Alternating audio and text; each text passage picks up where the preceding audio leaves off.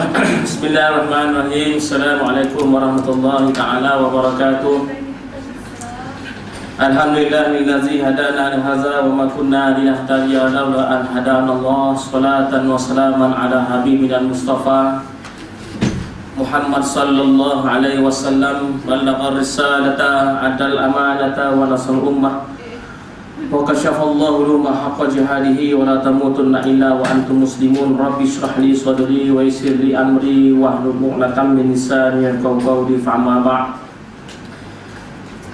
Yang berbahagia KJ Ketua Jabatan IT Haji Wandi, Abang Fauzi, sebenarnya semua sekali lah staf-staf, pensyarah, semua ada yang mendengar di dalam bilik seminar ataupun yang berada di alam maya ataupun yang berada di luar ataupun yang berada di sekitar mana pun. Walaupun kadang-kadang kat sebelah kita tak nak hadir, bukan tak nak hadir, bukan ada kerja-kerja yang belum selesai, tapi kita boleh dengar, insya-Allah. Saya yakin kat sebelah tu kita boleh dengar, insya-Allah. Mudah-mudahan ada manfaat. Sahabat-sahabat saya kepada Allah Subhanahu wa taala, alhamdulillah kita bersyukur kepada Allah Taala dapat juga kita berkumpul seperti mana yang lepas apabila cuti kita sudah bertukar, maka kita punya arah pun sudah bertukar kan. Jadi alhamdulillah atas inisiatif daripada Kuaca kita cuba mula balik semula tazkirah ini. Supaya kata Rasulullah, di mana saya dah maklumkan dahulu, bila 3 hari saja kita tak mendengar tazkirah atau tak mendengar ayat Quran atau tak mendengar hadis, maka kata Rasulullah, hitamlah hati, ada satu tumpuk hitam yang akan tumbuh di dalam hati kita. Kalau 3 hari lebih daripada itu, maka kata Rasulullah, keraslah hati kita.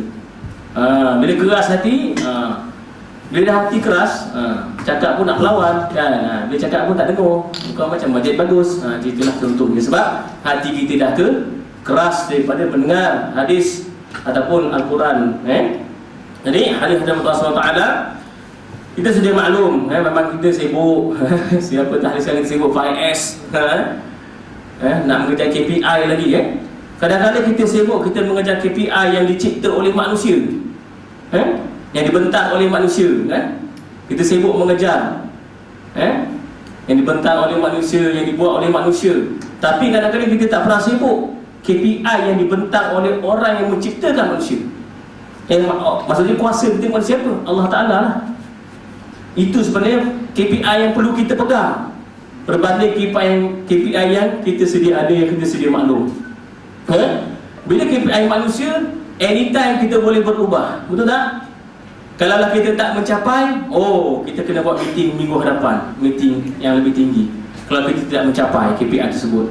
Tetapi bagi KPI daripada Allah Subhanahu wa taala, kalau kita tidak mencapai KPI tersebut, Allah Taala dah beritahu siang-siang dah apa kita dapat.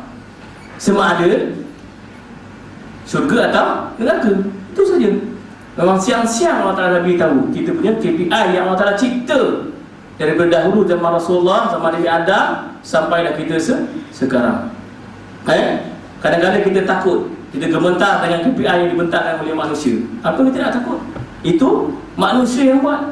Bila manusia yang cipta, dia tidak lepas daripada segala kekurangan, segala kelemahan. Itu tak lari. Tapi bila KPI yang Allah Ta'ala berikan kepada manusia, dia sama sekali tidak ada kekurangan yang Allah Ta'ala cipta. Kalau tidak, Allah Ta'ala itu bersifat lemah. Jadi bagi mencapai KPI yang Allah Ta'ala gariskan kepada kita, kita jangan takut. Kita laksanakan semampu mungkin. Maksudnya KPI manusia pun kita buat, tapi pada saat KPI Allah Ta'ala, itulah yang lebih kita kena pegang dalam kita meneruskan perjalanan kita ini yang masih jauh. Dalam suasana kita sibuk 5S, dalam suasana kita sibuk 5S. Jadi saya cuba sikit sebanyak nak menghurai 5S ni apa sebenarnya, nak menghurai 5S. Okey, yang pertamanya kita ada sisih. Kita ada sisih. Jadi daripada KPI Allah Ta'ala, sisih ni apa? Kita sisihkan diri kita daripada segala apa? Kemaksiatan kepada Allah Ta'ala, daripada perkara-perkara yang lara, daripada perkara-perkara yang bukan-bukan. daripada perkara yang mendatangkan kemaksiatan. Itu maksud kita sisihkan dia daripada dalam jiwa kita. Kita sisihkan dia jauh-jauh, buang jauh-jauh. Ikat pakai tali, campak jauh-jauh. Kalau boleh ikat. Perangai kita lah, sifat kita. Dan saya percaya kita lebih kenal diri kita siapa. Orang lain tak boleh nilai. Sekarang kita boleh menilai luaran saja. Kau macam ini, kau macam ini, kau macam ini, kau banyak songel, kau macam bagus. Itu manusia yang menilai. Tetapi hakikatnya anda sendiri yang mengenal diri anda itu bagaimana. Kita yang lebih kenal diri kita. Aku mungkin kat sini, aku lemah kat sini, aku lebih kat sini. Itu anda yang menilai. Jadi dalam pertama sisihkanlah sifat-sifat yang mazmumah, sifat yang tidak bagus. Itu yang pertama lah, sisih. Kemudian kita ada susun. Kan? Susun ni maksudnya apa? Atur. Betul tak? Susun ni maksudnya atur. Jadi dalam kehidupan kita kena atur kehidupan kita ini. Tak? Kalau kita tak atur, subuh mungkin kita tak semayang, asar mungkin tak semayang, zuhur mungkin tak semayang. Sebab kita tak mengatur kehidupan kita dengan lebih baik. Mungkin kita tidak ada masa untuk mendengar kuliah. Mungkin kita tak ada masa untuk berzikir. Sebab kita tak susun, kita tak atur kita punya kehidupan kita. Kena atur lah kehidupan kita. Daripada kita bangun tidur sampailah kita tidur balik, kita atur apa kita nak dapat, apa KPI yang perlu kita capai. Itu yang penting. Kita atur ataupun susun kehidupan kita. Bila kita ikut susunan ini, insya-Allah tidak ada masalah lah. Maksudnya tepatlah mengikut apa yang Allah Ta'ala gariskan kepada kita sebagai panduan. Inilah manusia. Kita pun namanya manusia, kan? Manusia, apa yang kita lupakan. Manusia ni memang sifatnya lupa. Sifat memang itu semula jadi Allah Ta'ala ciptakan. Sebab tu perlu adanya tazkirah, perlunya ada peringatan. Saya kat depan bukannya bagus sangat, tapi kita masih perbaiki proses sehingga kita bertemu Allah Ta'ala nanti. Itu yang kedua lah, susun. Kalau kita ada sapu, kita ada sapu apa ni? Sapu ni senang, dia macam lebih kita mengambil peluang. Kata orang kita sapu bersih. Faham tak istilah tu? Kita sapu bersih, peluang yang ada. Allah Ta'ala turunkan Al-Quran kepada Rasulullah SAW. Dengan Rasulullah ada hadis. Maka kita cari sebanyak mungkin mana peluang-peluang yang kita boleh sapu bersih. Pahala maksudnya Allah Ta'ala berikan kepada kita. Di mana ada ruang-ruang pahala? Bantu orang pakai contoh, dapat pahala. Ya contoh. Kan tolong orang agak mana dapat pahala, betul tak? Maksudnya kita sapu bersih ganjaran pahala yang Allah Ta'ala berikan kepada kita. Kadang-kadang kita tak nampak benda tu. Kadang-kadang kita tak nampak benda yang sekecil-kecil perkara, kita tak nampak. Sebab dalam kita beramal, dalam kita beramal memanglah sekecil-kecil perkara ni kadang-kadang benda ni sebenarnya yang menjadi penolong kita sebenarnya di akhirat nanti. Kita tak tahu. Kita tak tahu benda ni, benda yang kecil-kecil dan yang halus. Punya benda ni yang sebenarnya memberatkan timbangan kita nanti. Kita nampak macam remeh-temeh, betul tak? Sebab tu hadis Rasulullah beritahu selemah-lemah iman adalah orang yang membuang batu kat tepi jalan. Apa kena mengena mula buang batu di jalan? Kalau itu kan tak ada kaitan pun. Tetapi rupanya kat situ benda yang remeh-temeh, yang orang mungkin alah apa sangatlah batu ni. Tapi rupanya kat situ ada nilaian daripada Allah Ta'ala yang kita tak tahu. Di manakah maksudnya Rasulullah beritahu dalam setiap amalan kita, selain daripada benda yang fardu, kan, sunat, dan sebenarnya Allah Ta'ala menyembunyikan di manakah perkara-perkara yang kecil-kecil yang remeh-temeh ini, mana yang Allah Ta'ala redha. Itu yang kita payah nak cari. Mana yang Allah Ta'ala redha. Seperti cerita seorang pelacur tu kan, yang semua sedia maklum, dia seorang pelacur. Dia berzina dengan beberapa ramai kan. Tapi akhirnya dia pergi padang pasir, jumpa dengan anjing betul yang kehausan kan. Tapi pada nilaian manusia, kau pelacur, apa kau ada?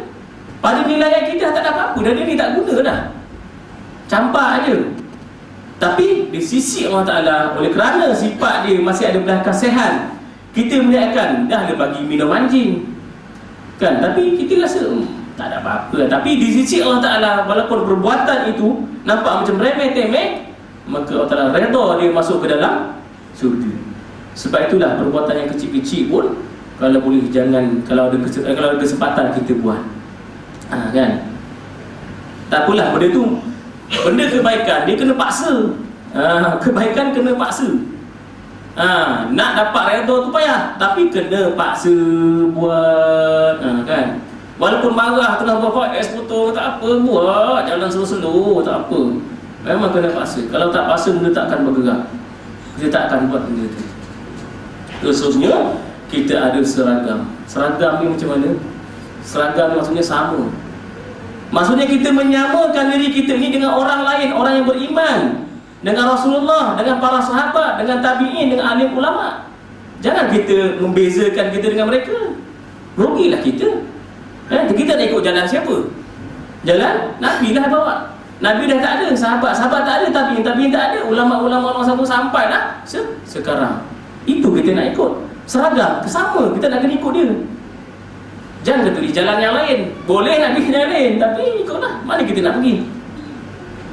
Maksudnya samakan, seragamkan diri kita dengan jalan mereka.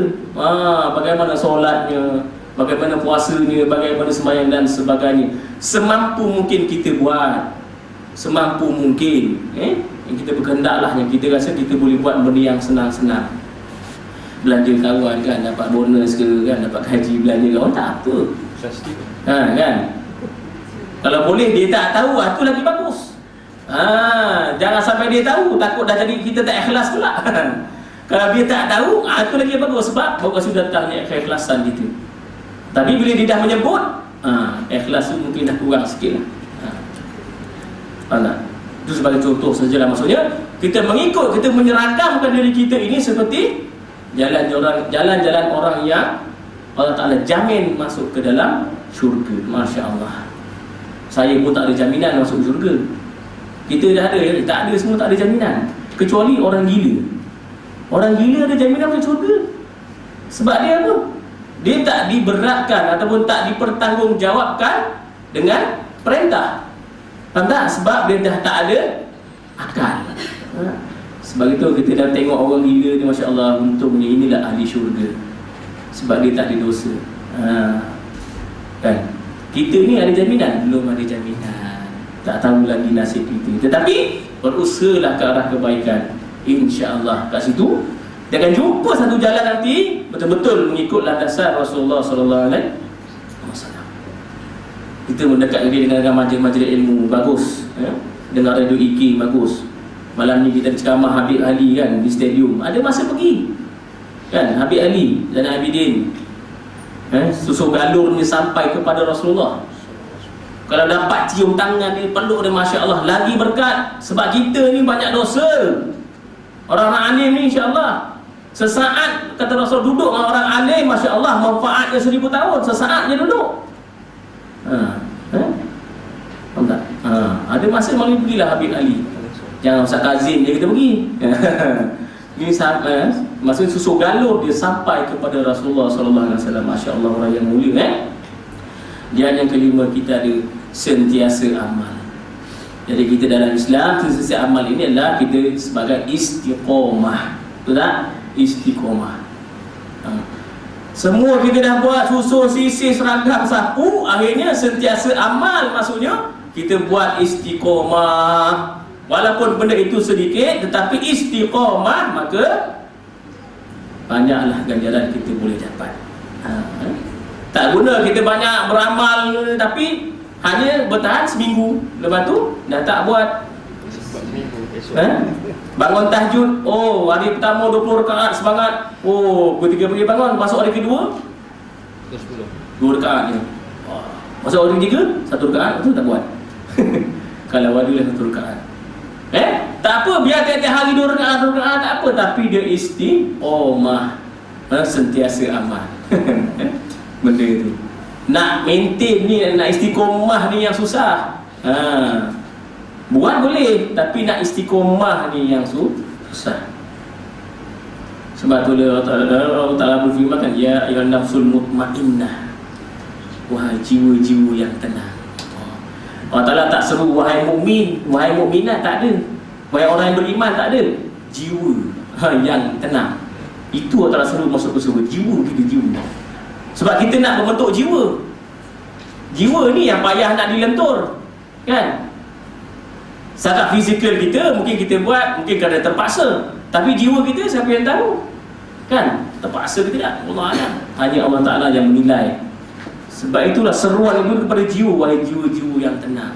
Nak kembali kepada Allah Ta'ala, kena jiwa yang tenang. Jiwa beracau tak boleh. Jiwa gersam pun tak boleh kita pun. Lagi jiwa beracau kan. Ingat nak kahwin ni macam lah, bukan kita kau. Ya, jiwa beracau. Tak? Itulah. Maksudnya jiwa-jiwa yang tenang, itulah baru Allah Ta'ala seru masuk ke syurga Allah SWT. Tapi nak mendapat jiwa yang tenang, inilah kita punya 5S tadi lah. Sikit sebanyak kita boleh cuba garapkan dalam kehidupan kita sedikit sebanyak. Barulah kita akan mencapai KPI daripada Allah Ta'ala.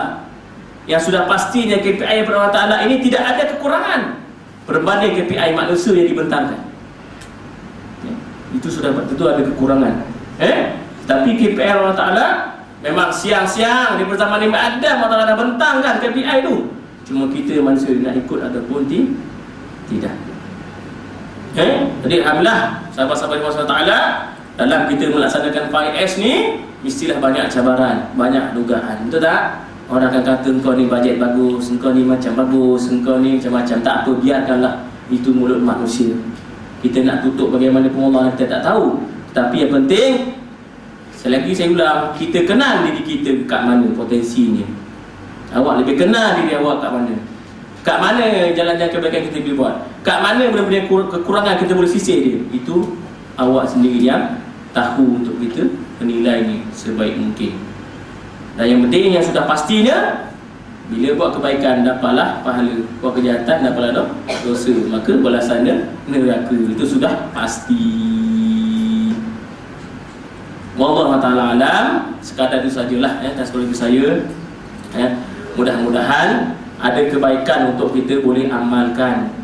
Walaupun kita sibuk dengan 5S, tapi kita cubalah menilai 5S yang dibawa oleh tak percaya apa nilaian kita sebenarnya. Cuba kita susun balik. Kita dah sisih ke dosa kita, kita dah susun ke, kita dah atur ke hidup kita, kita dah sapu ke segala benda peluang yang telah berikan kepada kita, kita dah seragamkan diri kita dengan orang yang lain, ataupun kita dah amal ke, dah selesai amal ke kita. Itu tepuk dada, tanyalah iman kita. Jangan tanya selera. Tanya selera macam-macam, nasi biryani, nasi apa, nasi ambeng semua keluar. Tanyalah iman kita sekadar mana. Sekadar itu sajalah daripada saya. Mohon maaf sekali lagi. Jadi salah dan silap daripada Allah SWT. Salah dan silap daripada saya, kelemahan saya sendiri. Jadi kalau ada kekurangan, jadi kita dalam, maksudnya kalau kita ada kesalahan, tegur, tak ada masalah. Saya pun awak boleh tegur, tak ada masalah. Cakap, Ustaz, tak apa. Kita dalam proses pentarbihan, melatih diri. Mungkin kita tak sedar, mungkin kita salah. Mungkin kita kata, oh kita mungkin bagus, tapi tak, tegur, tak ada masalah. Cakap masalah dengan cara yang lebih baik, insya-Allah. Allah Ta'ala, sekadar itu saja saya. InsyaAllah ada masa dan ketika kita berjumpa lagi. Jadi selamatlah melaksanakan 5S. Mudah-mudahan ada keberkatan kita, insya-Allah. Al-Fatihah.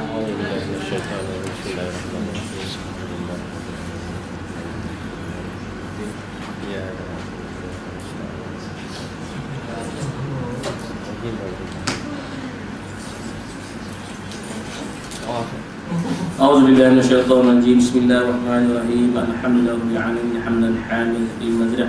يا ربنا لك الحمد كما ينبغي لجلال وجهك وعظيم سلطانك. اللهم اغفر لنا ذنوبنا واغفر لنا ذنوبنا واغفر لنا ذنوبنا وإنا وارحمهما كما ربونا صغارا ولجميع المسلمين والمسلمات والمؤمنين والمؤمنات برحمتك يا ارحم الراحمين.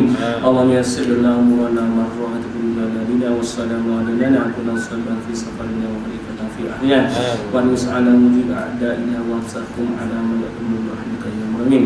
رب اجعلنا مقيم الصلاة وذريتنا ربنا سمعنا ومعاصينا عافية في كلها وذلنا وعذاب الآخرة.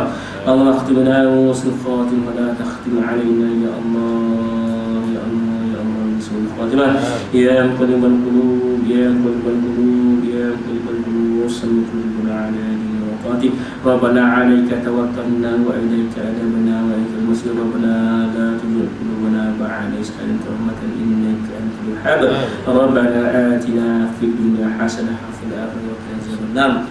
Allahumma lil Fatiha wa bismil Fatiha ya kashifal ghammi ya dafil bala ya Allah ya dafil bala ya Rahman ya dafil bala ya Rahim. Irfa'anna kulla bala irfa'anna kulla bala irfa'anna kulla bala rahmaka ya Rahim.